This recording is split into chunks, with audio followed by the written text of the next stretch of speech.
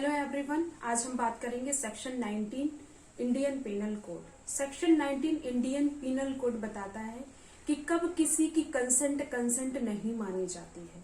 कोई व्यक्ति अगर आपको कंसेंट दे रहा है और वो अंडर फियर एंड मिसकंसेप्शन के थ्रू दे रहा है तो वो कंसेंट आपकी कंसेंट नहीं मानी जाएगी। तो हम देखते हैं सेक्शन की लैंग्वेज। सेक्शन 19, सम्मति जिसके संबंध में ज्ञात हो कि वह भय भ्रम के अधीन दी गई है।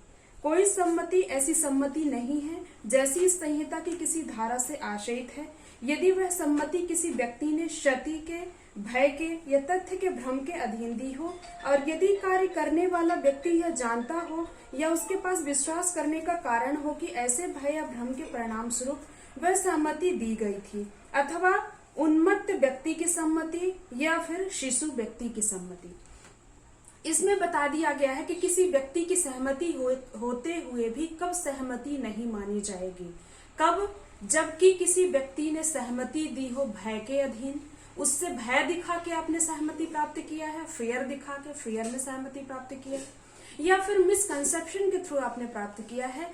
मीन्स की इसका मतलब है भ्रम के अधीन, किसी को भ्रमित करके, मिसकंसेप्शन करके और आपने उसकी सहमति प्राप्त किया है। इसके बाद वो व्यक्ति मत्तता में है, तथ्य का भय और भ्रम हो गया।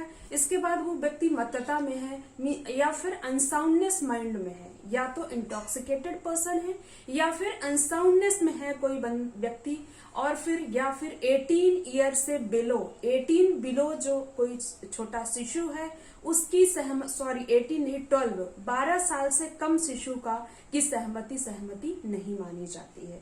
अगर ये 4-5 लोग सहमति दे रहे हैं, आप अंडर फियर एंड मिसकंसेप्शन में दे रहे हैं, अनसाउंडनेस माइंड में दे रहे हैं, इंटॉक्सिकेशन की स्थिति में दे रहे हैं, या फिर बिलो 18 ईयर का चाइल्ड है वो सहमति दे रहा है, या फिर आपने क्षति के भय के अधीन, क्षति के भ्रम के अधीन कोई सहमति दी है, तो इस प्रकार की जो सहमति प्राप्त करेगा वो सहमति के अंतर्गत नहीं आएगा। वैसे भी हम कॉन्ट्रैक्ट एक्ट की सेक्शन 13 एंड 14 में पढ़ते हैं कि कोई सहमति कब है और वो स्वतंत्र सहमति कब है। तो सहमति या कंसेंट को डिफाइन किया गया है सेक्शन 13 इंडियन कॉन्ट्रैक्ट एक्ट 1872 में।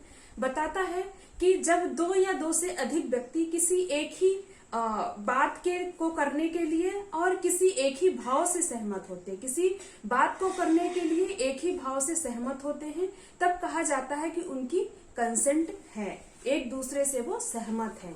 एक इसका लैटिन मैक्सिम है कंसेंसस एड आइडम, मीन्स कि एक ही भाव में एक ही तथ्य पे सहमत होना क्या कहा जाता है? कंसेंट कहा जाता है। और ये कंसेंट फ्री कंसेंट कब कहलाती है? तो इसे डिफाइन किया गया है इंडियन कॉन्ट्रैक्ट एक्ट की सेक्शन 14 में कि जब 4-5 प्रकार की चीजें ना हो, मीन्स की सेक्शन 15 के तहत प्रपीड़न ना हो, कोयर्जन जिसे कहते हैं, सेक्शन 16 के तहत अंडू इन्फ्लुएंस ना हो, असम्यक असर, और 17 के तहत कपट ना हो, फ्रॉड ना हो, और 18 के तहत मिस रिप्रेजेंटेशन ना हो, एंड 20 के तहत कोई भूल ना की गई हो। लेकिन ये जो भूल ये 21 सेक्शन 21 और 22 के अधीन होते हुए की गई है। इस प्रकार से अगर कभी आपने प्रपीड़न देके, असम्यक असर देके या कपट करके या मिस रिप्रेजेंटेशन मीन्स की मिस रिप्रेजेंटेशन दुर्व्यपदेशन करके या फिर भूल से किसी व्यक्ति की सहमति आपने लिया है तो वो सहमति फ्री सहमति या स्वतंत्र सहमति नहीं मानी जाएगी। इसके अंतर्गत अगर आपकी सहमति आ रही है इन 5 चीजों के अंतर्गत तो आपकी सहमति नहीं मानी जाएगी। ये इंडियन कॉन्ट्रैक्ट एक्ट में डिफाइन किया गया है। परंतु यहाँ हम देख रहे हैं Indian penal code.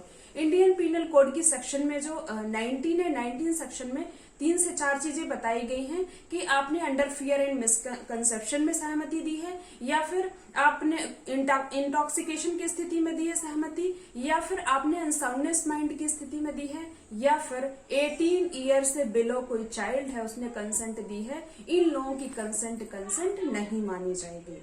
Okay friends, तो आज के वीडियो में इतना ही। अगर मेरा वीडियो आपको पसंद आता है तो लाइक, शेयर और सब्सक्राइब करना ना भूलें, और अगर कोई क्वेरी रह गई हो तो प्लीज आप हमें कमेंट बॉक्स पे जरूर बताएं। Bye bye.